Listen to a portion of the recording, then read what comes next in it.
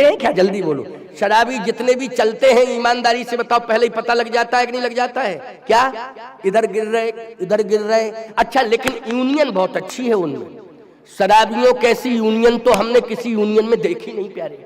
इतना बड़ा संगठन, इनकी यूनियन इतनी बढ़िया है। इन शराबियों ने यूनियन बनाई कि बीच सड़क पर नहीं गिरना है, साइड में गिरना है हमेशा।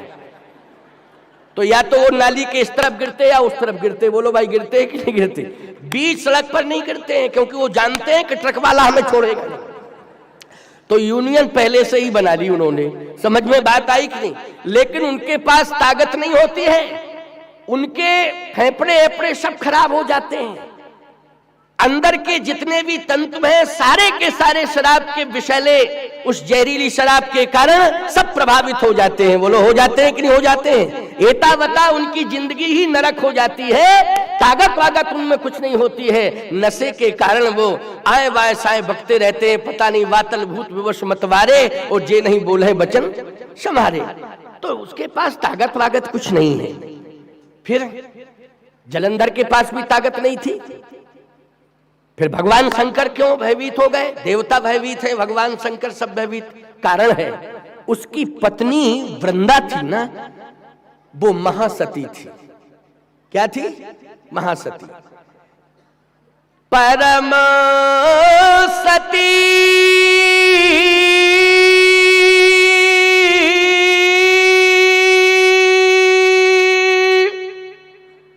असुराधिप नारी,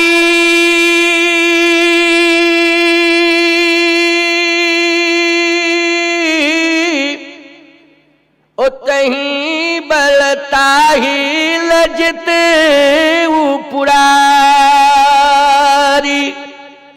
अब इस चौपाई ने पुष्टि कर दी कि उसकी पत्नी वृंदा परम सती है। परम सती के सतीत्व के बल पर जलंधर मर नहीं रहा है। क्यों? क्लियर हो गया कि नहीं? और जो भी आता है तो जलंधर की ताकत काम नहीं करती है, उसकी परम सती वृंदा की ताकत काम करने लगती है। यही अर्थ हुआ कि नहीं हुआ? जैसे ही कोई आक्रमण करने के लिए आता है, याद रखना, जैसे ही कोई आक्रमण करने के लिए आने लगता है, चाहे भगवान शिव ही क्यों ना हो, उसी समय वृंदा की ताकत, पातिव्रत धर्म की ताकत कवच बन करके आगे खड़ी हो जाती है जलंधर की। और जलंधर फिर अट्टहास करता है कोई मुझे मारने वाला? यदि हो तो मुझे मार के बतावे, और सबको भगा देता है। बड़े बड़े योद्धा पलायन कर गए, बड़े बड़े योद्धा पलायन कर गए। सुनते जाना, कोई बात नहीं। ये व्यवस्था संभालने के लिए हैं तो नरेश जी, सिंहासन भी कोई संभाले होगा पीछे से कोई, कि सो रहे हैं सब? अरे ठीक है, चिंता मत करो, आनंद लो। तुम्हें तो आनंद लेना है। बल किसका है बोलो? उस चरित्रहीन का बल है, उस दैत्य का बल है, उस राक्षस का बल है, उस अभिमानी का बल है? नहीं, परम सती वृंदा का बल है। उसके बल पर वो गरजता है और पराजित करने का एक बहुत बड़ा विजय हासिल कर लेता है, सबको पराजित कर देता है और अपनी परम शक्ति के बल पर, सती के बल पर विजय हासिल कर लेता है। उसकी अपनी कोई ताकत नहीं है। भगवान शिव भी परेशान हो गए, देवता परेशान हो गए, सब कहते कि अब क्या होगा, अब क्या होगा। भगवान को आना पड़ा। बोलो, आना पड़ा कि नहीं? तो आप कहोगे महाराज भगवान को आना पड़ा तो फिर परम सती की ताकत कहां चली गई? भगवान के पास भी डबल ताकत है। बोलो, है कि नहीं? सती शिरोमणि से गुण गाथा। अब ईमानदारी से बताओ, डबल ताकत हो गई। यहां दो तो हैं, लेकिन एक है चरित्रवान और दूसरा है चरित्रहीन। एक है चरित्रवान और दूसरा है चरित्रहीन। चरित्रहीन कौन है? जलंधर। और चरित्रवान कौन है? वृंदा। बोलो, है कि नहीं? और याद रखना, यहाँ तो हमारे लक्ष्मी नारायण दोनों ही महान चरित्रवान हैं, इनसे बड़ा चरित्रवान संसार में कोई नहीं है। बोलो शक्ति बढ़ गई कि नहीं बढ़ गई? बोलो बढ़ी शक्ति कि नहीं बढ़ी? इसलिए मैं कहता हूं कि ये तो चरित्रवान है, सती बने, लेकिन तुम जलंधर मत बनना। हाँ, यदि तुम दैत्य बने रहे तो याद रखना इनकी शक्ति काम नहीं आएगी। एक ना एक दिन फिर नारायण को खुद आना पड़ेगा, नारायण को आना पड़ेगा। इसलिए याद रखना, संकल्प लो आज के प्रवचन में, इस सभा मंडप में, कि अगर तुम ये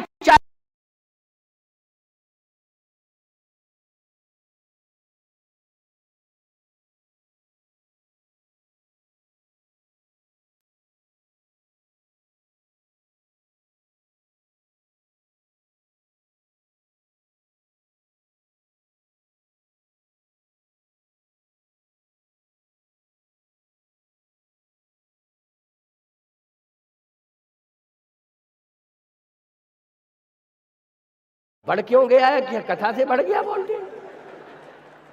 चलो कोई बात नहीं, चिंता मत करो। लेकिन स्टेबलाइजर नहीं है क्या? स्टेबलाइजर है, हाँ तो उसको ठीक रखो।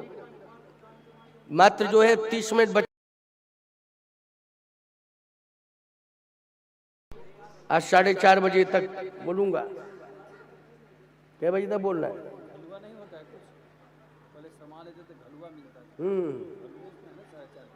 अच्छा अच्छा अच्छा अच्छा, हाँ इसलिए क्योंकि आज मुझे जाना है। मैंने पहले कहा था, मैंने तो 4 बजे तक के लिए कहा था कि मैं 4 बजे तक रहूंगा, भले ही मुझे 2 बजे बिठा दो, 2 से 4 बोल दूंगा।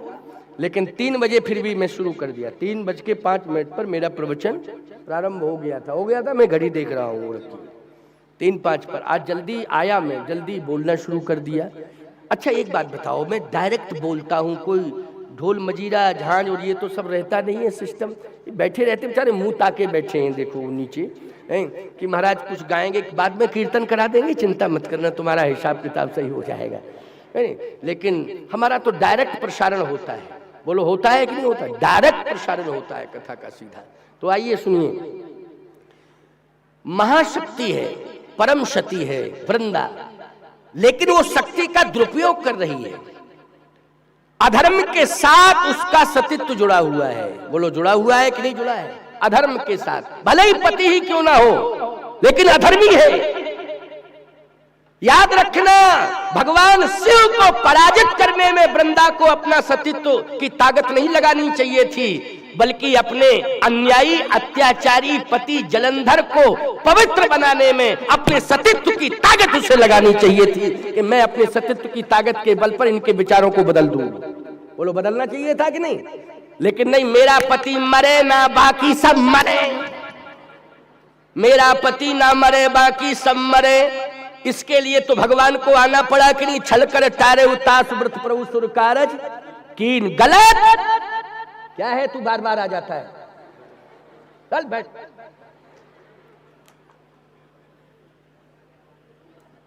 ठीक है,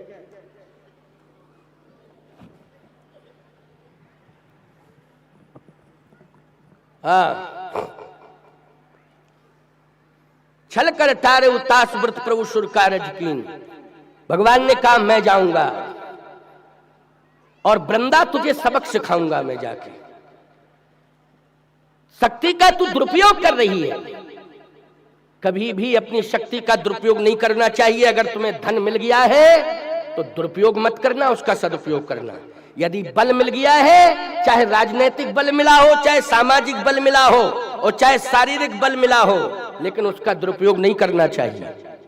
उसका कभी दुरुपयोग नहीं करना चाहिए। हमेशा बल का और प्रभाव का सदुपयोग करना चाहिए। अगर आपने दुरुपयोग किया तो याद रखना प्रतिशोध का जन्म हो जाएगा। किसका जन्म हो जाएगा? प्रतिशोध का जन्म हो जाएगा। और यदि आपने सदुपयोग किया, चाहे बल हो, चाहे धन हो, चाहे प्रभाव हो, यदि आपने सदुपयोग कर दिया तो समर्पण का जन्म हो जाएगा। उसी समय समाज समर्पित हो जाएगा।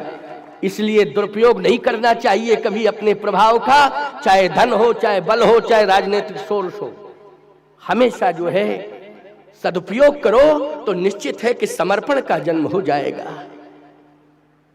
लोग पार्टी बात भूल जाएंगे, आत्मसात करेंगे। वो लोग करेंगे आत्मसात के लिए, निश्चित रूप से आत्मसात करेंगे। आज हमें संगठन की जरूरत है। बोलो, देश को महान बनाने के लिए, मजबूत बनाने के लिए, चाहे हिंदू धर्म हो, चाहे हमारा राष्ट्र हो, चाहे हमारा समाज हो, इन सबको अगर हमें मजबूत बनाना है तो याद रखना समन्वय की आवश्यकता है। संगठन होना चाहिए, समन्वय होना चाहिए, समरसता की भूमि का निर्माण होना चाहिए। समरसता की भूमि पर ही सभी को खड़ा किया जा सकता है। लोग कहते हैं महाराज आप तो इस्लाम के खिलाफ बोलते हैं। याद रखना, मेरी बात को कान खोल करके सुन लेना, मैं किसी धर्म के खिलाफ नहीं बोलता हूं, बस अंतर यही है। क्या अंतर है? अगर हमारे सनातन धर्म में कोई जयचंद पैदा हुआ है तो हमने काले अक्षरों में उसका नाम लिखा है, काले अक्षरों में उसका नाम लिखा है, जयचंद जैसे गद्दार का। बोलो, लिखा है कि नहीं लिखा है? क्या हमने उसे माला पहनाई? कहीं जयचंद का स्टेचू लगाया हमने? बोलो, आज तक किसी भी व्यक्ति ने अपने बेटे का नाम जयचंद रखा है? बोलो, है? क्योंकि जयचंद क्या निकला? गद्दार निकला। बोलो, निकला गद्दार कि नहीं? तो ये कैसे कहा जा सकता है? जिसने भी गद्दारी की है हमने काले अक्षरों में उसका नाम लिखा है। बोलो, लिखा है कि नहीं लिखा है? चाहे किसी भी धर्म का अन्यायी क्यों ना हो, मैं तो आज चैलेंज के साथ कह रहा हूं, अगर तुम रहीम और रसखान बन करके आओगे हम तुम्हें हृदय से लगाएंगे। अगर तुम औरंगजेब बन करके आओगे तो भारत में नहीं रहने दूंगा मैं तुम्हें, भारत की सीमा के बाहर ही तुम्हें रहना पड़ेगा। मैं बहुत साफ बोल रहा हूं, क्लियर बोल रहा हूं, इसलिए संभल जाओ, सुधर जाओ। आज समरसता की भूमि का निर्माण हमने किया है हिंदू उत्सव विश्व हिंदू परिषद के तत्वाधान में। बोलो, किया है कि नहीं समरसता का? ये इतना बड़ा विस्तार है, इतनी जगह है, किसी को आने के लिए कोई मना ही नहीं है। आ तो जाओ, आ जाओ, बैठो, हम तुम्हें स्वीकार कर रहे हैं, हमारी बात सुनो। और यदि ऐसा कुछ लग रहा है तो हमें सुनाओ, हम सुनने के लिए तैयार हैं तुम्हारी बात, यदि कोई आपत्ति है, कोई समस्या है। लेकिन अगर इस तरह से दुस्साहस किया जाएगा औरंगजेब की तरह तो बख्शा नहीं जाएगा। साफ बोल रहा हूं, साफ कह रहा हूं। आइए मेरी बात को सुनिए और समझने की कोशिश करिए। भगवान राम ने कहा थोड़ा गंभीरता से विचार करो बानर भालू, हड़बड़ाने की जरूरत नहीं है, बहुत ज्यादा भावुक होने की जरूरत नहीं है, उत्तेजित होने की भी जरूरत नहीं है, क्योंकि जोश के साथ होश भी होना चाहिए। तो बानर भालुओं ने कहा ठीक है सरकार, बताओ महाशक्तियां। कहे सुनो, रावण के पास 3 महाशक्तियां हैं, और 3 ही महाशक्तियां हैं, सती, संत और सूर। भगवान राम ने कहा कि रावण के पास, रावण की जो कुलवधू है जिसका नाम सुलोचना है, रावण की कुलवधू कौन है? जल्दी बोलो, सुलोचना है कि नहीं? बोलो, है सती कि नहीं सुलोचना? सबने गर्दन हिलाई कि हाँ महाराज सती, और सब ये महात्मा भी हिला रहे गर्दन के। जब है तो हिलाना ही पड़ेगा, हाँ है वो तो है तो है। भगवान राम ने कहा, अब सुनते जाओ तुम, आज विश्राम दिवस की बात है ना, चर्चा तो ज्यादातर 5 दिन लगातार देश हमारा कैसे मजबूत हो, धर्म हमारा कैसे मजबूत हो, इसी पर चर्चा हो रही कि नहीं? कैसे संगठन तैयार किया जाए, कैसे सफलता प्राप्त की जाए, कैसे हम अपने भारत को विश्व गुरु के रूप में बार बार प्रतिष्ठापित करें, यही परिकल्पना, यही विचार है। और उत्सव कराने का, ये आयोजन कराने का यही हमारा परम धर्म है कि हमारा भारत विश्व गुरु सदा बना रहे। है विश्व गुरु, ये नहीं कि हमें विश्व गुरु बनाना, विश्व गुरु तो है ही, लेकिन विश्व गुरु बना रहे इसके लिए हम अपना संगठन मजबूत कर रहे हैं। क्यों भाई? विश्व गुरु बना रहे इसके लिए संगठन मजबूत कर रहे हैं। कहीं ऐसा ना हो कि हमारे भारत के ऊपर आंच आ जाए, हमारी आध्यात्मिक शक्तियां कमजोर हो जाएं, हमारे देवी देवताओं को लोग तोड़ना फोड़ना शुरू न कर दें, कहीं ऐसी स्थिति न पनप जाए। इसलिए देवी देवताओं का सम्मान हो, मठ मंदिरों का सम्मान हो, मठ मंदिरों के द्वारा हमारे राष्ट्र का स्वाभिमान सुरक्षित हो। जैसे बाबर ने आकर के राम मंदिर को तोड़ा था, बोलो तोड़ा था कि नहीं तोड़ा था? बाबर ने आकर के राम मंदिर को तोड़ा, औरंगजेब ने बहुत सारे मंदिरों को तोड़ा आकर के, लेकिन याद रखना आज हमारी हिंदू शक्ति जाग गई है, इसलिए भव्य सोमनाथ मंदिर भी बन गया है, भव्य राम मंदिर भी बन रहा है। आप लोग समझे, आपकी ताकत के कारण बन रहा है। किसके कारण बन रहा है? आपकी ताकत के कारण बन रहा है। इसलिए ताकत आपकी कमजोर ना पड़ जाए, इसके लिए ये आयोजन कराना बहुत आवश्यक है और जन जागरण करना आवश्यक है।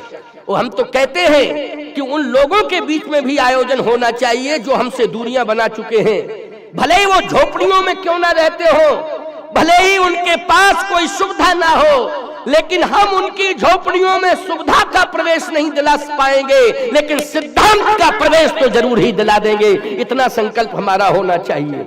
हम सिद्धांतवादी तो उन्हें बना ही देंगे, एक बार उनके पास तक पहुंचने की जरूरत है, उनके पास तक पहुंचने की जरूरत है। और मैं हिंदू भाइयों से भी कह रहा हूं कि अपने धर्म में रह करके घुन बनने का काम मत करो। घुन बनने का काम नहीं करना। घुन का काम क्या होता है? घुन का काम होता है वो पेड़ से दोस्ती भी करता है और उसे खोखला भी करता है। करता है खोखला कि नहीं करता है? वो दोस्ती भी करता है और खोखला भी करता है, वहीं से दाना पानी लेता है, उसी को खोखला कर। अच्छा, जिंदा कौन रखता है उसे? मुझे लगता है घुन को जिंदा पेड़ रखता है। गेहूं में घुन लगता है, ईमानदारी से बताओ गेहूं घुन किसकी बदौलत जिंदा है? ममता बनर्जी की बदौलत। अरे तो बोलते क्यों नहीं हो? थोड़ा बोला करो जरा, थोड़ा सा बोला करो जरा, साहस जुटाया करो, थोड़ा बोलने की जरूरत है ना। ये घुन का काम करने वाले जो लोग हैं, हमें इनसे सावधान रहना है। समझ रहे हो कि नहीं समझ रहे हो? ये घुन का काम कर रहे हैं सब, इसलिए सावधानी की जरूरत है। ध्यान से सुनना, समझने की आवश्यकता है। गेहूं के अंदर घुन रहता है। घुन करता क्या है? रस लेता है गेहूं से और मस्त रहता है, वो अंदर ही अंदर खोखला करता है उसे। बोलो, करता है खोखला। आनंद किससे ले रहा है? गेहूं से ले रहा है कि नहीं? सुरक्षित किसने किया है? गेहूं ने। और खोखला किसे कर रहा है? वो जल्दी बोलो। कुछ ऐसे हमारे भाई भी हैं जो हमारे धर्म को खोखला करने में लगे, वो घुन का काम कर रहे हैं। किसका काम कर रहे हैं? घुन का काम। लेकिन सावधान, अंतिम हिदायत दे करके जा रहा हूं आज के इस वर्ष के प्रवचन की।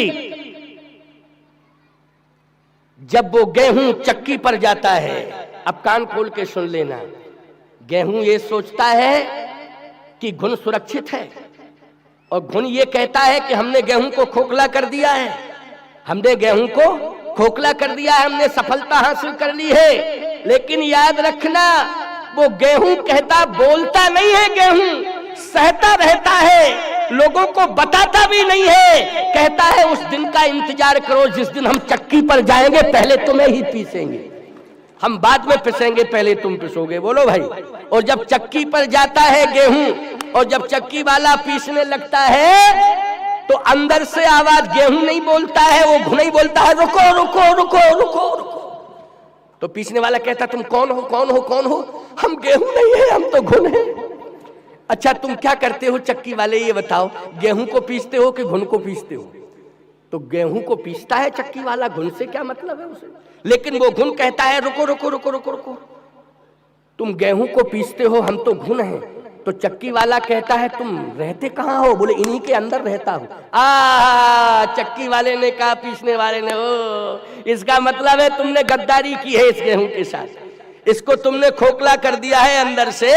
आज तुम पिसने जा रहे हो तो चिल्ला रहे हो। याद रखना, वो चक्की वाला कहता है पीसने वाला, हम तुम्हें छोड़ नहीं सकते हैं, हम तुम्हें पीसेंगे। और गेहूं के साथ वो घुन भी पिस जाता है। भले ही तुम इस संसार में, इस जगत में रह करके अपने आप को मुक्त मान लो कि मेरा कौन बिगाड़ेगा, हम घुन बन करके खोखला करते रहेंगे। लेकिन मैं सावधानी से कह रहा हूं, चाहे जितना प्रभाव दिखा लेना, जब मर के जाओगे तो परमात्मा की चक्की में सबसे पहले तुम ही पीसे जाओगे जिन्होंने घुन का काम किया है, धर्म को खोखला करने का प्रयास किया है। परमात्मा की चक्की में सबसे पहले वही पीसे जाएंगे, उनको बख्शा नहीं जाएगा। इसलिए ये सत्य है कि मरना पड़ेगा, लेकिन धर्म को खोखला करने की कोशिश मत करना, घुन बन करके हमारे धर्म को मिटाने की कोशिश मत करना। कमजोर करने की कोशिश मत करना। इस प्रकार की प्रक्रियाएं अगर कोई करेगा तो उसे परमात्मा बख्शेगा नहीं, उसे निश्चित रूप से पीछा जाएगा, उसे छोड़ा नहीं जा सकता है। इसलिए मेरी बात को बहुत ही महत्वपूर्ण समझ करके हृदयस्थ करना और इस पर विचार करना कि कोई साधु कह के गया था, किसी साधु ने हमारे जनजीवन को सुरक्षित करने के लिए हिदायत दी थी, अभी भी कोई कुछ नहीं बिगड़ा है, सावधान हो जाओ। अभी कुछ बिगड़ा नहीं है, क्या हो जाओ? सावधान हो जाओ। और सावधान हो जाओगे तो निश्चित रूप से तुम्हारे जीवन का प्रायश्चित हो जाएगा। परिवर्तन करोगे तो प्रायश्चित हो जाएगा, और प्रायश्चित यदि कर लिया परिवर्तन करके तो परमात्मा तुम्हें क्षमा भी कर देगा। ये मैंने उपाय भी बता दिया उपाय कि नहीं? अब लो नशानी अब ना नशई हो। अभी तक गलती हो गई, आइंदा अब मैं गलती नहीं करूंगा, यही संकल्प ले लो, तब भी बहुत बड़ा परिवर्तन हो जाएगा कि नहीं? कि अभी तक गलती हुई लेकिन अब हम गलती नहीं करेंगे। बस इतना ही प्रायश्चित अगर तुमने कर लिया तो परमात्मा के दरबार में तुम्हें क्षमा कर दिया जाएगा। अभी सुधर जाओ, अभी सुधर जाओ। भगवान राम ने कहा सुलोचना, अब सुनिए जरा, सुलोचना, ये सुलोचना क्या करती है? भगवान राम ने कहा तप करती है। क्या करती है? तप क्यों कर रही है? पतिव्रता तो इसलिए तप करती है कि मेरे पति पर आंच ना आने पावे। क्यों? पतिव्रता का तप इसलिए होता है कि मेरे पति पर आंच ना आने पावे। भगवान ने कहा एक ही उद्देश्य नहीं होता है। पतिव्रता जिस राष्ट्र की होती है वो अपने पति पर आंच ना आने पावे इसके लिए भी तप करती है, और जिस राष्ट्र में हम रहती हैं उस राष्ट्र के ऊपर भी आंच ना आने पावे इसके लिए भी वो तप करती है। केवल यही लक्ष्य नहीं है एकमात्र के पति पर आंचना, राष्ट्र पर भी। अगर राष्ट्र चला गया तो पति तो चला ही जाएगा, पति बचेगा क्या? बताओ कहां से बचेगा? इसलिए राष्ट्र को भी मजबूत करने के लिए वो तप करती है, इसलिए सुलोचना तप कर रही है। बानर भालुओं ने कहा कि और दूसरी शक्ति क्या है? कहा दूसरी शक्ति है वहां का सैनिक। बोले वो कौन है? कहा वो है मेघनाद, उसी का पति है मेघनाद। बोले वो सैनिक है, बलवान भी है वो कि केवल सैनिक? अरे बलवान है, उसको इंद्रजीत कहते हैं। क्या कहते हैं? इंद्रजीत। इंद्र को जीत लिया उसने। अब बताइए भाई, इंद्रजीत बड़ी शक्तियां हैं उसके पास, तो ऐसी ऐसी शक्तियां थी कि आपने युद्ध में देखा ही, उसने खेल किया। सबसे पहले तो उसने ऐसा प्रयोग किया था, ऐसा प्रयोग किया। कौन सी शक्ति थी? वीरघातनी, क्षाण सुसांगी, तेज पुंज लक्ष्मण और लागी। वीरघातनी शक्ति लक्ष्मण के ऊपर छोड़ी थी, उसके पास बहुत शक्तियां थी। इसका मतलब है कि मेघनाद बलवान है, वीर सैनिक है। तो रावण को एक वीर सैनिक भी मिला है, सूरवीर, जिसका नाम है मेघनाद। और तीसरी शक्ति होती है संत की, और वो संत सामान्य नहीं है। सुन लो कान खोल करके, भगवान राम कहते हैं अगर लंका को संत मिला है तो विभीषण जैसा संत मिला है। वो लंका में बैठा बैठा तपस्या कर रहा है। और जिस राष्ट्र का जो संत होता है, याद रखना, उस राष्ट्र के नागरिकों में भले ही नास्तिकता आ जाए, लेकिन राष्ट्र के प्रति उसकी साधना समर्पित होती है। बोलो होती है कि नहीं होती? जैसे मान लीजिए हम भारत में रह रहे हैं, अब भारत के लोग धर्म विरोधी काम करने लग जावे, बोलो करने लग जावे, और सनातन धर्म के ही विरोधी बन जाएं जो धर्म में रहने वाले, जन्म लेने वाले लोग हैं, सनातन में पैदा होने वाले, और सनातनी के विरोधी हो जाएं, तो बोलो घुन का काम कर रहे हैं कि नहीं कर रहे हैं वो? तो संत क्या करता है? संत यही कहता है कि प्रभु हमारा राष्ट्र रसातल में न जाए, इसके लिए हम राष्ट्र की मंगल कामना में लगे हैं, अपनी साधना कर रहे हैं, लेकिन अब आप संभालो। तो संत राष्ट्र के लिए समर्पित होता है कि नहीं होता है? और विभीषण जी लंका के लिए समर्पित हैं, क्योंकि उनका बयान आया है। वो बयान मैं आपको सुनाऊंगा, तुम तो सुनते जाना, क्योंकि प्रसंग को प्रसारित करता जा रहा हूं और विस्तार भी कर रहा हूं, लेकिन आपको एक एक शब्द से जोड़ रहा हूं कि कहीं ऐसा ना हो कि आपके सिर के ऊपर से कोई बात निकल जाए। इसलिए मेरा पूरा प्रयास है, मेरी पूरी ताकत लगी हुई है और आपको समझाने में लगा हूं, पूरा प्रयास कर रहा हूं। संत विभीषण, ये तीन महाशक्तियां, सुलोचना, मेघनाद और विभीषण। जामवंत जी हंस पड़े। बानर भालुओं ने कहा आप क्यों हंस रहे? जामवंत जी ने कहा इसलिए हंसी आ गई हमको कि प्रभु कह रहे हैं कि रावण के पास 3 शक्तियां हैं, सुलोचना जैसी सती है, मेघनाथ जैसा सैनिक है और विभीषण जैसा संत है। लेकिन मुझे हंसी इसलिए आ रही है कि प्रभु को अपनी शक्तियों के बारे में कुछ पता ही नहीं है। अगर लंका की कुलवधू सुलोचना लंका को विजय दिलाने के लिए तपस्या कर रही है, तो रघुकुल की कुलवधू उर्मिला श्री राम को विजय दिलाने के लिए अयोध्या में तपस्या कर रही है। ये रघुकुल की कुलवधू है, बोलो है कि नहीं उर्मिला। और उर्मिला बोलो तपस्या कर रही है कि नहीं कर रही है? किसको विजय श्री दिलाने के लिए तपस्या कर रही है? श्री राम को। श्री राम मानी सनातन धर्म, रामो विग्रहवान धर्मा। कल मैंने कहा था ना, रामो विग्रहवान धर्मा। श्री राम को मानी सनातन धर्म को विजय श्री दिलाने के लिए उर्मिला तपस्या कर रही है अयोध्या में।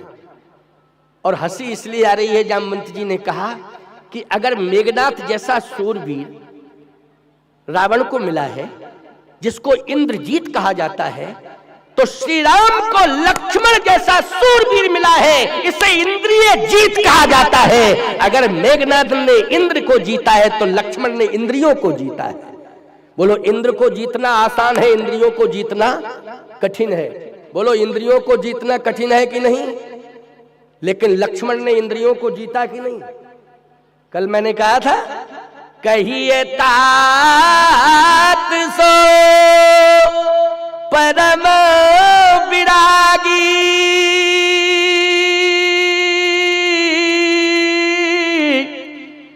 तृण सम सिद्ध 3 गुण त्यागी।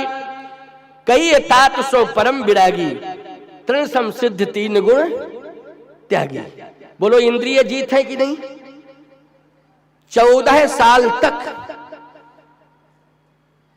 अयोध्या की ओर नहीं देखा साहब, केवल राम को देखा। किसे देखा? कछुक दूर सजबान सरासन जागन लगे बैठ वीरासन। केवल देखा है तो राम को देखा। राम क्योंकि अवध तहई जहाँ राम निवासु, जहां मेरे राम है वहीं मेरी अयोध्या है, इसलिए सब कुछ मैं अपने राम को मानता हूं। ऐसे सूरवीर सैनिक इंद्रिय जीत कौन है? मेघनाथ नहीं, लक्ष्मण जी महाराज हैं। जामवंत जी ने कहा कि ऐसा सूरवीर योद्धा मेरे प्रभु राम को मिला है, इसलिए इसमें सोचने की आवश्यकता नहीं है। और हंसी तीसरी बार मुझे इसलिए आई कि प्रभु बार बार कह रहे हैं कि लंका में विभीषण तप कर रहा है, विभीषण तप कर रहा है। अगर लंका को विभीषण जैसा संत मिला है तो श्री राम को हनुमंत जैसा संत मिला है। हनुमंत से बड़ा संत कौन हो सकता है? बोलो, हनुमंत से बड़ा कोई संत हो सकता है? ये मेरे प्रभु राम को मिला है। इसलिए हे राम भद्रजू, सोचने की जरूरत नहीं है। राम जी बोले फिर भी मेरी बात सुन लो, इसलिए सोच रहा हूं कि 3 वोट रावण के पास और 3 वोट राम के पास। अब बोलो 3-3 वोट बराबर हैं, 3-3 मत ही बराबर हैं दोनों पार्टियों के पास। अब बताओ विजय कंफर्म किसको मिलेगी? भगवान राम ने कहा कि 1 वोट जिसे ज्यादा मिल जाए। क्यों भाई? 3-3 बराबर हैं, इतना हो जाए कि जिसे 4 मत मिले, 2 किसी के रह जाएं, 4 हो जाएं, तो उसी को 4 वाले को विजय मिल जाएगी। अगर राम को 1 मत और मिल जाए तो विजय निश्चित है। और अगर 3-3 मत बराबर रहे तो फिर ये चैलेंज नहीं किया जा सकता है। हनुमान जी ने कहा आप तो आज्ञा दे दो, हम तीनों ले आवे। 3 दूनी 6, आप ही के होंगे 6 पूरे। तीनों। अरे उसके पास तो कुछ नहीं, 0 बटे 0 कंफर्म। भगवान ने कहा नहीं, बिल्कुल नहीं। अच्छा 3 मतों में तुम क्या समझ रहे हो? सुलोचना 1 मत है, मेघनाथ दूसरा मत है और संत तीसरा मत है। अगर तुम बलपूर्वक हनुमान सुलोचना को रामादल में लाओगे तो राम में और रावण में कोई अंतर नहीं रहेगा। बोलो अंतर रहेगा? रहेगा क्या अंतर? रावण भी तो सीता को उठा के ले गया है। जब रावण सीता को उठा के ले गया लंका तो रावण कलंकित हुआ कि नहीं? अपयश का पात्र बना कि नहीं बना? और यदि तुम सुलोचना को उठा करके रामादल में लाओगे तो अपयश के पात्र राम बन जाएंगे। बोलो बनेंगे कि नहीं बनेंगे? इसलिए खबरदार ये सोचना ही नहीं।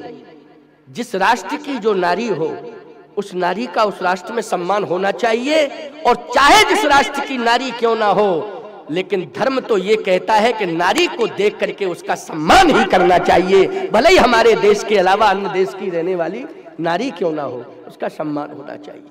नारी के प्रति कभी भी अपमान का भाव नहीं आना चाहिए, ऐसा सोचना भी नहीं। ठीक है सरकार, तो एक काम तो कर सकते हैं क्या? जो मेघनाथ की बात बार बार आ रही है, तो मेघनाथ को तो बंदी बना के हम ला ही सकते हैं। का नहीं, ये कायरता है, कायरता है। सूरवीर वही है जो चैलेंज दे और सामने पहुंच के युद्ध करे। क्यों भाई? वो सूरवीर है जो युद्ध करे और सामने चैलेंज। सोया कोई सैनिक है, उसको तुमने बांध लिया, या कोई व्यक्ति पीठ दिखा के जा रहा, पीछे से वार कर दिया, तो ये सूरता वीरता नहीं है, ये कायरता है। ऐसा कभी नहीं करना। याद रखना, हनुमान सामने अगर वो होगा तो तुम उसे बंदी बनाओगे क्या?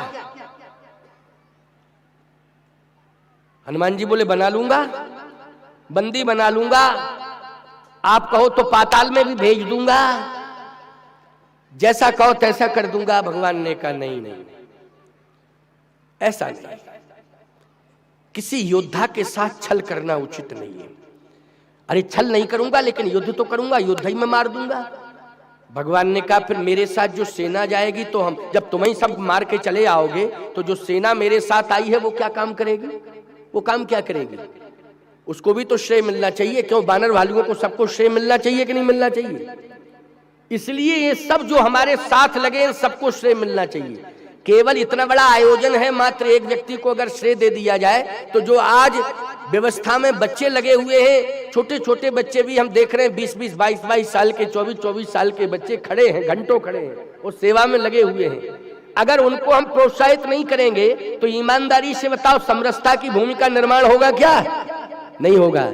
इसलिए हमें सफलता प्राप्त करने के लिए सभी को प्रोत्साहित करना पड़ेगा और सामूहिक रूप से आशीर्वाद देना पड़ेगा, तभी हमें सफलता मिल सकती है। ये सफलता की कुंजी है, इसलिए इसमें कभी कोताही नहीं बरतनी चाहिए।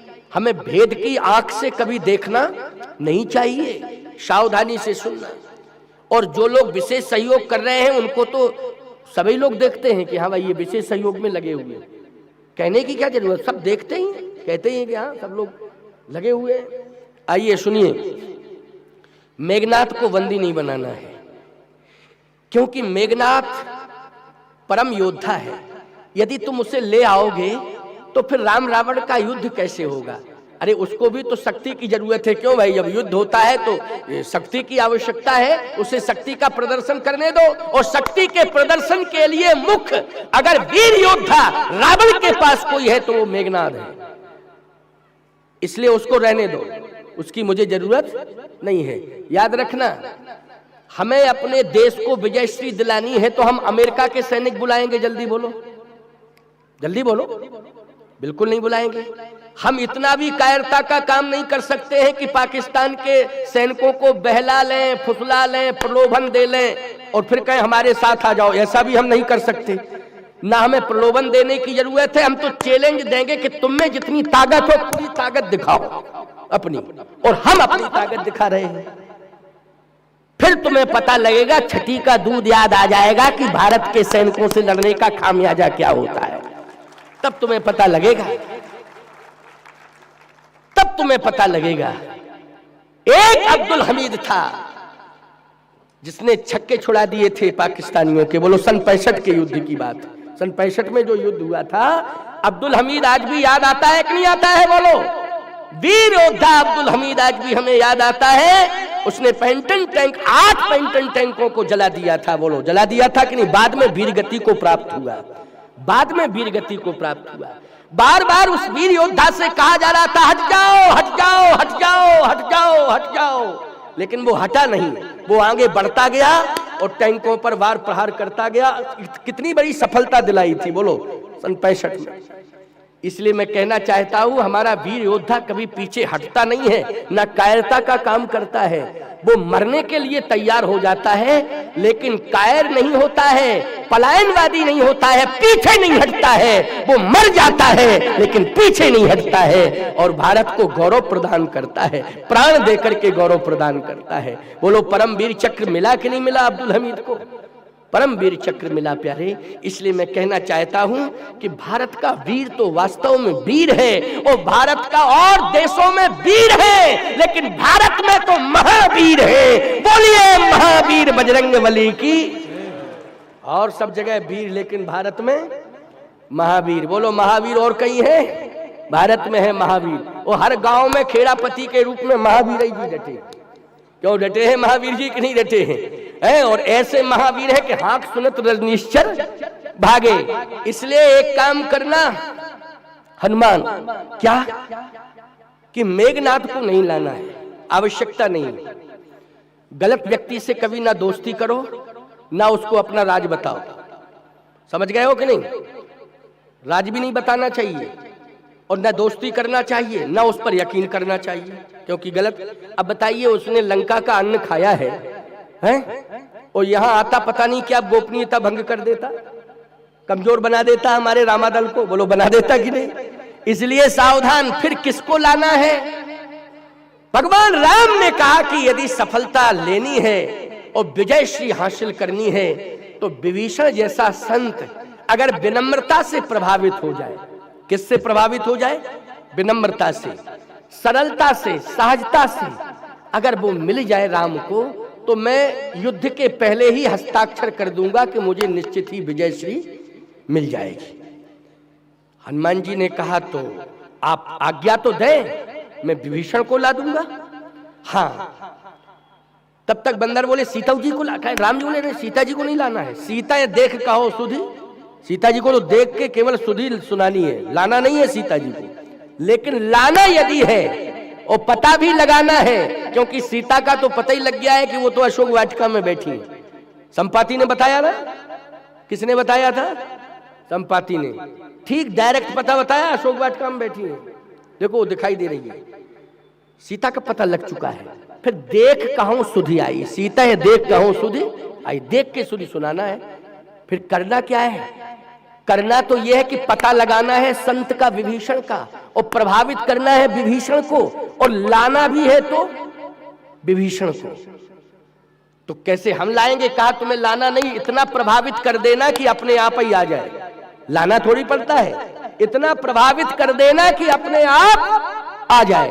और यदि प्रभावित होकर के अपने आप विभीषण जैसा संत अगर राम को मिल जाएगा, तो राम के पास 4 शक्तियां हो जाएंगी और रावण के पास 2 रह जाएंगी। राम को विजय श्री अवश्य मिल जाएगी। हनुमान जी ने कहा, आज्ञा शिरोधारी। गोस्वामी जी कहते हैं, यही कहना सवन कहूं माथा, ओ चले हरस ही धर रघुनाथ। हनुमान जी ने सबको प्रणाम किया। इसका मतलब यह है कि जो बलवान और ज्ञानवान बुद्धिमान होता है वो विनम्र होता है। क्या होता है?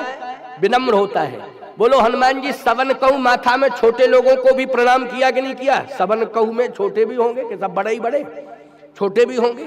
लेकिन यही कही ना, यदि तुम्हें सफलता हासिल करनी है, यदि अपने सनातन धर्म को सुरक्षित करना है, तो याद रखो, थोड़ा विनम्रता सीख जाओ। बोलो, इठलाना अकड़ाना बंद करो, विनम्रता सीख जाओ, अपने से बड़ों का आदर करना सीखो। ये सभ्यता जब तक तुम्हारे अंदर नहीं आएगी, क्योंकि अपने से बड़ों का तो आदर करना ही करना चाहिए। अगर हमारे गांव में घर में बड़े बूढ़े हैं तो ईमानदारी से बताओ, उनका अभिवादन होना चाहिए, सम्मान होना चाहिए कि नहीं होना चाहिए? वो रोटी के भूखे नहीं है प्यारे, वो अपने सम्मान के भूखे हैं कि मैं बूढ़ा हो गया हूं, मुझे भूख तो लगती नहीं है, मेरा सम्मान सुरक्षित रहे, और सम्मान लेकर के ही मैं दुनिया से जाऊं। बुढ़ापे में यही आशा है। लेकिन जब उनका अपमान होता है तो उनकी आंखों में आंसू होते हैं। आंसू होते हैं तो परमात्मा भी बर्दाश्त नहीं करता है। इसलिए कभी बूढ़ों को रुलाना नहीं, कभी बूढ़ों को रुलाना नहीं, चाहे वो नारी की भूमिका में क्यों ना हो, बूढ़ी माँ, और चाहे बूढ़ा पुरुष की भूमिका में हो, लेकिन उनकी आंखों में तुम्हारे अपमान के द्वारा आंसू नहीं आना चाहिए। इस बात का ध्यान रखना, इस बात का ध्यान रखना। ये मैंने आचार्य संहिता तुम्हें बताई है। अब सुनिए, हनुमान जी कहते तो मैं जा रहा हूं, और जैसे हनुमान जी पहुंचे तो मंदिर मंदिर प्रति कर शोधा, और देखे जह तह अगणित जोधा। मंदिर मंदिर, एक सज्जन कहने लगे महाराज लंका में इतने मंदिर थे। मंदिर लंका में थे, लंका में मंदिर थे, ऐसी बात नहीं, एक दो मंदिर नहीं, बहुत मंदिर थे। तो हनुमान जी महाराज मंदिर मंदिर क्यों गए? अच्छा एक बात बताओ, तुम चित्रकूट जाओ, चित्रकूट, तो चित्रकूट जाओगे तो हमको खोजोगे तो कहाँ खोजोगे? होटल में, कि महाराज कौन से होटल में है, जरा पता लगाओ। अरे यही तो होगा कि महाराज कामतानाथ मंदिर में होंगे, कामतानाथ पीठाधीश्वर है, कामदगिरी पीठाधीश्वर, कामतानाथ मंदिर में। तो हमको खोजने के लिए, हमारा पता लगाने के लिए कहाँ जाओगे? जल्दी बोलो। कामतानाथ मंदिर जाओगे? जाओगे कि नहीं जाओगे? हैं? ये हमारे महंत जी बैठे हैं, महंत जी, अब इनका पता लगाना है तो कहाँ लगाओगे? सिलवानी की लॉज में कि राम मंदिर में? बोलो, राम मंदिर में जाओगे, राम मंदिर में मिलेंगे, या नहीं होंगे तो राम मंदिर में ये पता लग जाएगा फलाने गांव गए हैं, 4 घंटे बाद लौट के आ जाएंगे। क्यों भाई? या सिलवानी में फलाने के घर में निमंत्रण है, वहां चले गए हैं, अभी 1 घंटा बाद मिलेंगे। ये अशोकदास जी बैठे हैं।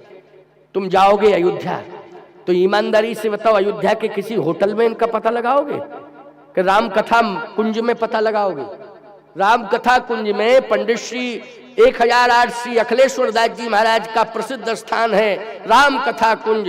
वो वास्तव में अयोध्या के वशिष्ठ माने जाते थे। ऐसे महापुरुष के स्थान पर अशोकदास जी रहते हैं, तो पता कहाँ लगेगा? बोलो, राम कथा कुंज में पता लगेगा। लगेगा कि नहीं लगेगा? ये पता लगाने का तरीका है, साधु को, साधु के पता लगाने का तरीका। बोलो, है कि नहीं? ये हमारे नरेश जी हैं, इनके 2 पते हैं, विद्यालय और घर, और जजमान तीसरा जजमान। क्यों भाई? जजमान, जजमान के क्या हो गया? हाँ, तीसरा जजमान, तीसरा यजमान, यही पते हैं कि नहीं? चौथा हो तो हमें बता दो भैया, तो हम उजागर कर दें। 3 पते। अब बोलो, हनुमान जी मंदिर मंदिर प्रतिकर संत विभीषण की खोज कर रहे हैं, तो मंदिरों में जाना पड़ेगा कि नहीं जाना पड़ेगा? लेकिन नहीं मिले मंदिर में विभीषण जैसे संत। बोले कौन मिले? जय तय देखे अगणित जोधा, राक्षस पड़े थे। बोले कर क्या रहे थे? बोले हनुमान जी बोले मूर्तियां रो रही थी और राक्षस सो रहे थे। जब कब्जा कोई आतंकवादी कर लेता है किसी मंदिर के ऊपर, तो मूर्तियां रोती हैं और वो सोते हैं। बोलो यही कंडीशन होती कि नहीं? गुंडे लपंगे लोग, असामाजिक तत्व किसी मंदिर पे कब्जा कर लेते हैं, तो मूर्तियों की सेवा पूजा नहीं हो पाती है ठीक से। मूर्तियां जो है रोती हैं और आतंकवादी सोते हैं। हनुमान जी ने कहा बड़ी दशा है मूर्तियों की। और हनुमान जी बोले चिंता मत करो, अभी एक पुजारी आया है, 18 पदम पुजारी आ रहे हैं पीछे से, चिंता मत करना, ऐसी बढ़िया पूजा करेंगे। और ये जो जितने सो रहे हैं इनकी बढ़िया मालिश करेंगे, अच्छी रगड़ रगड़ के, चिंता मत करना, इनकी सबकी दरेशी होगी, बढ़िया मालिश होगी, रगड़ रगड़ी, कछु मारिस कछु मारिस, कछु मिलाइस धर धू। बोलो रगड़ा कि नहीं रगड़ा? एक राक्षस को पकड़ा हनुमान जी ने, दूसरे को पकड़ा और ऐसे लाइफ बॉय साबुन जैसा रगड़ दिया। लाइफ बॉय है जहां तंदुरुस्ती है वहां है। लो आओ हम तुम्हारी तंदुरुस्ती देखें। देखा आपने? अरे साबुन में ताकत होती है कि चरित्र में, करेक्टर में ताकत होती है? बोलो, ये साबुन लगा लगा करके तुम ताकत हासिल करोगे कि चरित्रवान बन करके ताकत हासिल करोगे? चरित्रवान बनो, चरित्रवान बनोगे तो शक्ति आएगी। हनुमान जी महाराज जैसा चरित्रवान, एक राक्षस को पकड़ा, दूसरे को पकड़ा, रगड़ दिया, किसी को धूल में रगड़ दिया। इस तरह से काम किया, मूर्तियों को आश्वासन दिया कि चिंता मत करो, थोड़ा सा समय बचा है, अभी इन सब को पनिशमेंट देंगे, घबराने की जरूरत नहीं, रोने की जरूरत नहीं, थोड़ा सा बस धैर्य धारण करो। आगे बढ़े, गयो दशानन मंदिर माही, अति विचित्र कही जात सुनाई। लेकिन आगे क्या देखा? गोस्वामी जी कहते हैं भावन एक पुनि। ये अंतिम बात है, अंतिम 5 मिनट और दे रहे हैं आपको, 7 मिनट, क्योंकि वो शक्ति मिल जाए राम जी को तो पर्याप्त है। क्यों भाई? विजय अब कंफर्म हो जाएगा कि विजय मिल जाएगी। वो विजय की ही कामना हम करके बैठे हैं कि नहीं बैठे हैं, बोलो। हमारे राम जी को विजय मिले, हमारे सनातन धर्म को विजय मिले, हमारे हिंदुओं को विजय मिले, हमारी सभी जो हिंदू समर्थक ताकते हैं उनको विजय मिले। क्यों? यही हमारी कल्पना है कि नहीं? यही हमारी कल्पना है। इसलिए आओ सुनो, अंतिम 5-7 मिनट की बात है। वैसे तो 4:30 बजे मन बनाया था विश्राम का, लेकिन कोई बात नहीं, अपूर्णता रह जाएगी, इसलिए 5 मिनट और कर दें। लेकिन आज तुम घबराना नहीं और जल्दी जाने की कोशिश मत करना। आज संख्या तुम्हारी बहुत विशाल भीड़ है, अत्यधिक भीड़ है, अपरिमित भीड़ है, लेकिन जल्दी भागने की कोशिश मत करना। आज तो बिल्कुल पूर्णता ही पूर्णता तभी होगी जब तुम्हारा समर्पण होगा। इसलिए आज सबको व्यासपीठ के पूजन का भी अवसर मिलेगा। ये जो चरण पादुकाएं हैं इनके पूजन का भी सबको समय दिया जाएगा। इन चरण पादुकाओं का पूजन ही व्यासपीठ का पूजन माना जाएगा, क्योंकि व्यासपीठ पर तो मुख्य रूप से कौन बैठा है? मैं ही बैठा हूं ना।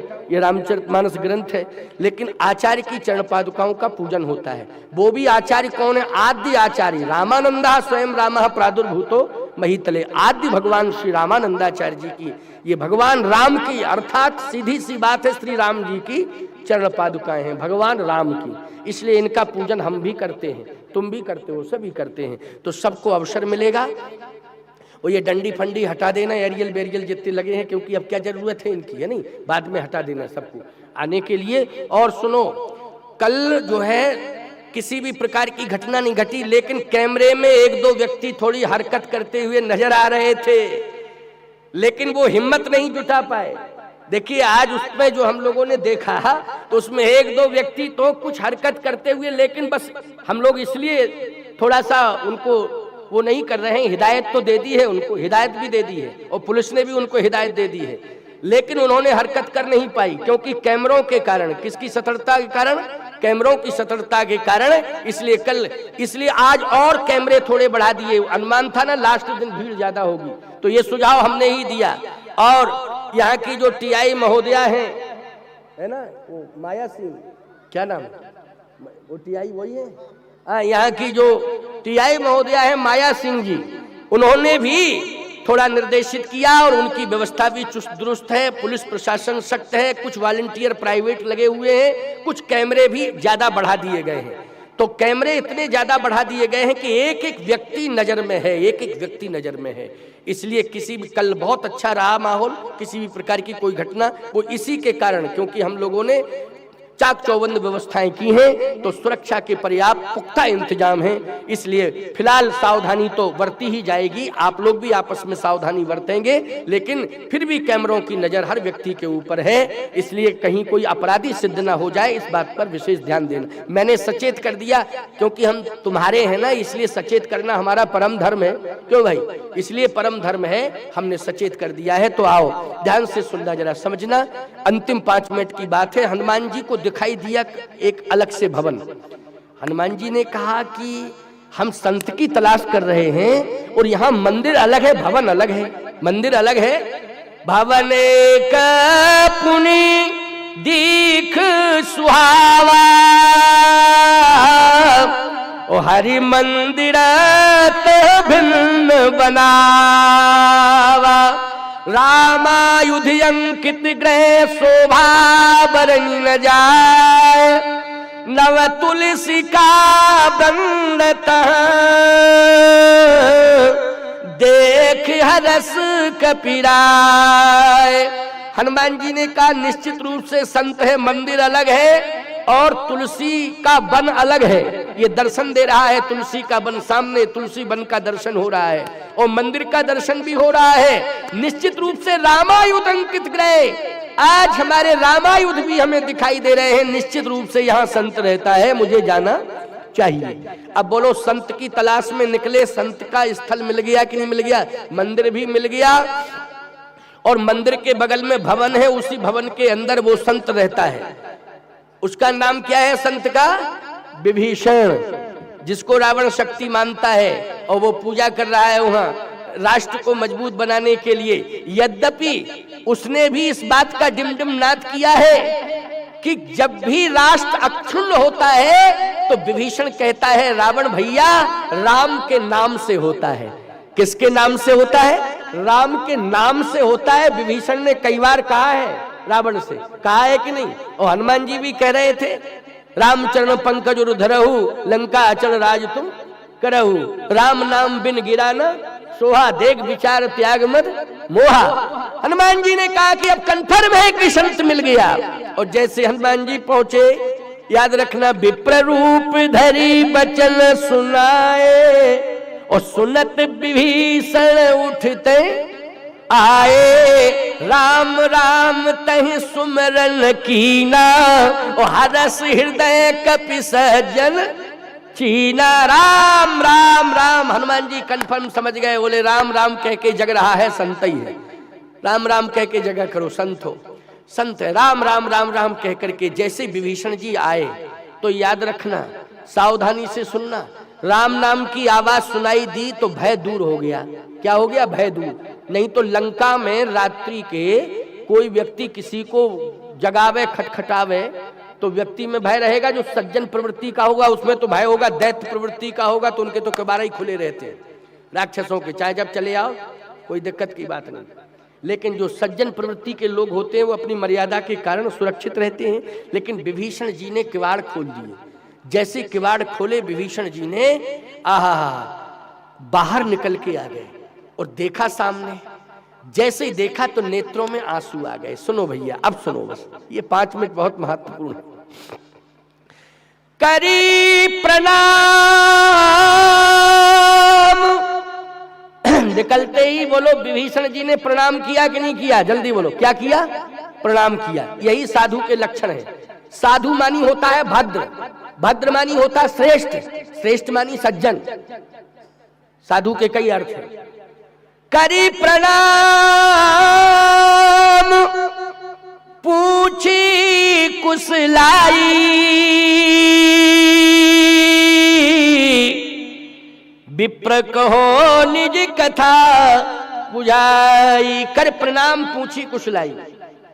विभीषण जी ने प्रणाम किया, कुशलता पूछी, कैसे हो, ठीक हो कि नहीं? क्योंकि लंका में आ गए हो और लंका में आने पर अकेले हो, सुरक्षित कैसे हो, कुशलता है कि नहीं? हनुमान जी बोले, कुशलता तो है, सब ठीक है, हम कुशल हैं, आप कैसे हो? कहे हम भी ठीक ही हैं, लेकिन आंखों में आंसू है तो समझ लो विडंबना से तो जी ही रहे। अच्छा, समस्या क्या है? समस्या यह है कि चारों तरफ राक्षस ही राक्षस है। दूसरी समस्या, गौ हत्याएं हो रही हैं। कौ महेश मानस धैन खरज निशाचर भक्षई, ये समस्या है। गौ हत्याएं हो रही हैं। और क्या समस्या है? यज्ञ नष्ट किए जा रहे हैं। और क्या समस्या है? साधु संतों को मारा जा रहा है, प्रताड़ित भी किया जा रहा है। तुम कैसे बचे? विभीषण जी बोले, हम कैसे बचे हैं ये हम जानते हैं, अभी बताएंगे कैसे बचे हैं। हाँ, तो पहले ये बताओ आप ठीक हो कि नहीं? हाँ, दर्शन देकर के आपने मुझे धन्य कर दिया। हनुमान जी बोले, नहीं, आपका दर्शन करके मैं धन्य हो गया हूं। जब श्रेष्ठ व्यक्ति दो मिलते हैं आपस में तो एक दूसरे को श्रेय देते हैं। बोलो, यही सज्जनता है कि नहीं? हनुमान जी बोले, आपका दर्शन करके मैं धन्य हो गया हूं। विभीषण जी बोले, नहीं, लंका जैसे नगर में आप जैसे महात्मा का दर्शन करके मैं धन्य हो गया हूं। और मैं तो ये कहता हूं कि आप महात्मा नहीं, परमात्मा है। क्या है? परमात्मा। कैसे? गोस्वामी जी कह रहे हैं कि तुम राम दीन अनुरागी,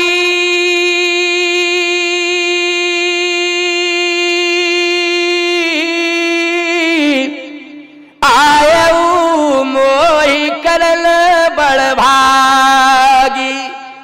आज विभीषण को धन्य करने के लिए राम तुम आ गए हो, छिपा के आए हो, भेष बदल के आए हो, लेकिन राम तुम आ गए हो। राम राम राम। हनुमान जी बोले, बिल्कुल नहीं, भ्रम है, हम राम नहीं हैं। विभीषण जी बोले, तो राम के दास हैं आप। कि तुम हरिदासन मह कोई, हम मोरे हृदय प्रीति यस होई। आप राम के दास हैं। हनुमान जी बोले, हम राम जी के दास भी नहीं हैं, राम जी के दासों के दास दासानुदास हैं, दासानुदास। विभीषण जी ने कहा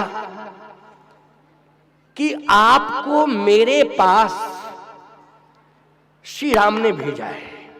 आप मेरे पास नहीं आना चाहते थे, लेकिन श्री राम ने मेरे ऊपर कृपा की है, इसलिए मेरे पास भेज दिया है।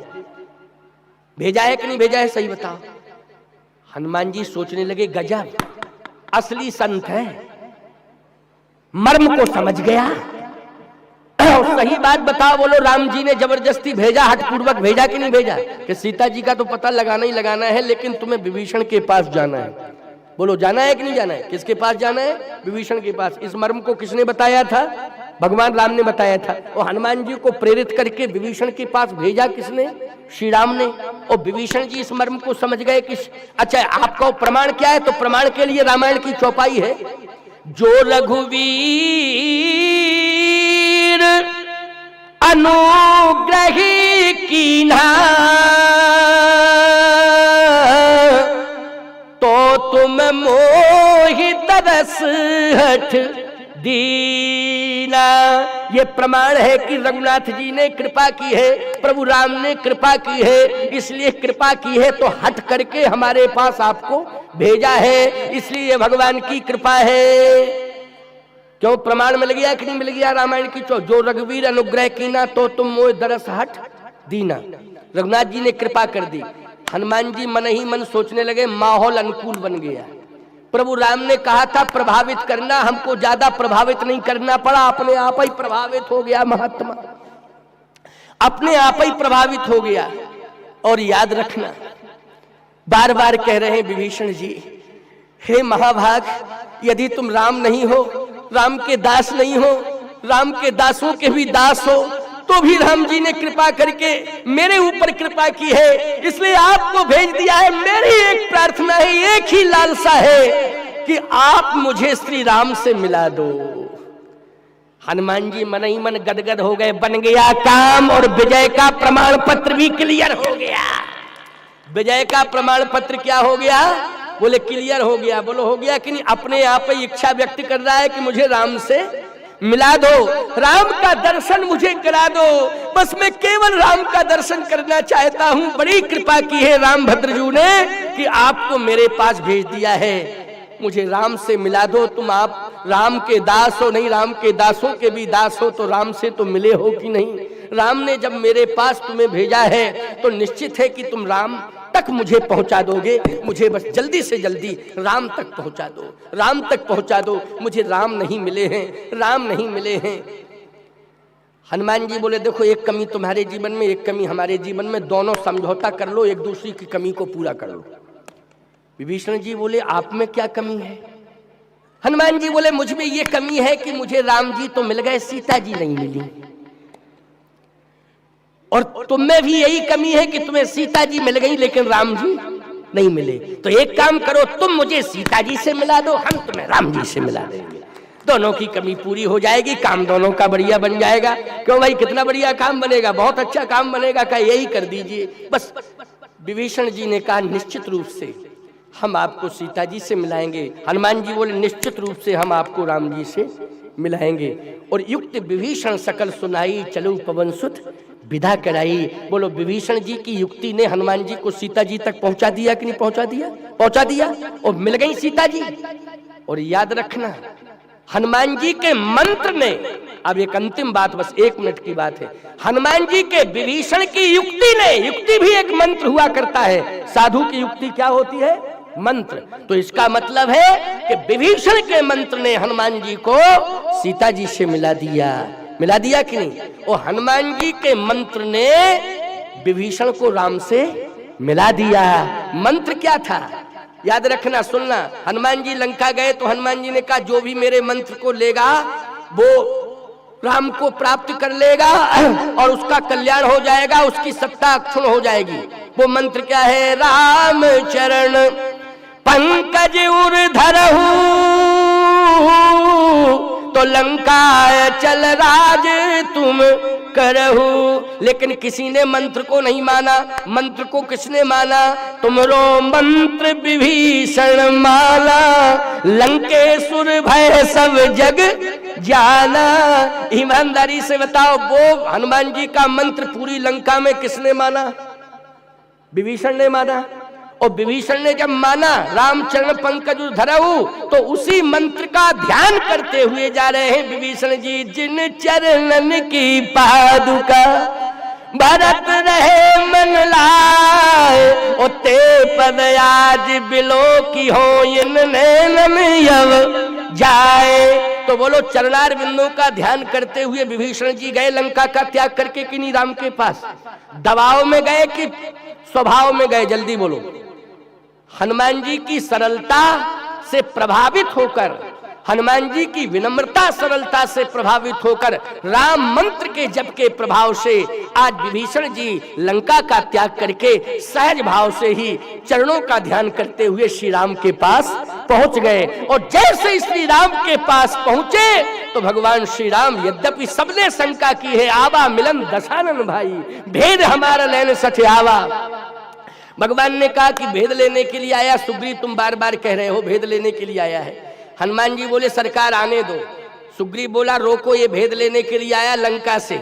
हनुमान जी बोले सरकार इनको समझा तो दो। भगवान ने कहा तुम ही समझा दो हनुमान। हनुमान जी बोले संसार में एक राम का ही दरबार ऐसा है जहां किसी भी प्रकार का कोई भेद नहीं है। निर्मल मनजन सोमोई पावा। संसार में केवल एक राम का दरबार ऐसा है जहां कोई भेद नहीं होता है। जब यहाँ भेद है ही नहीं तो लेगा क्या?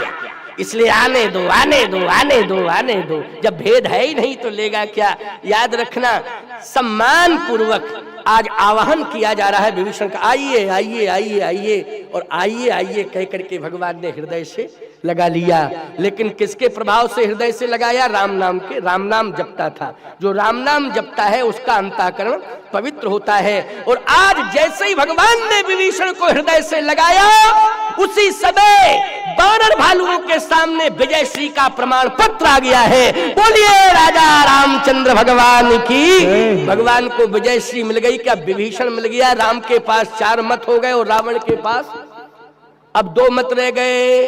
रावण जब ही विभीषण त्यागा, भयउ विभव बिन तवहि अभागा। आज विभीषण जैसे छोड़ के आया, रावण अभागा हो गया। अभागा मानी भाग्यहीन हो गया। भाग्यहीन मानी पराजित हो गया। क्या हो गया? पराजित हो गया। तो बोलो राम जी को विजय श्री किसके माध्यम से मिली है? संत के माध्यम से। इसलिए 3 महाशक्तियां हैं, सती, सैनिक और संत। इसलिए 3 सजावत देश को, सती संत यरशूर। 3 लजावत देश को, कपटी कायर क्रूर।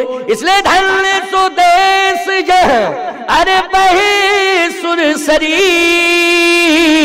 और धन्य सो नारी पतिव्रती यशरी। पूरे 2 घंटा हो गए क्लियर बोलते बोलते।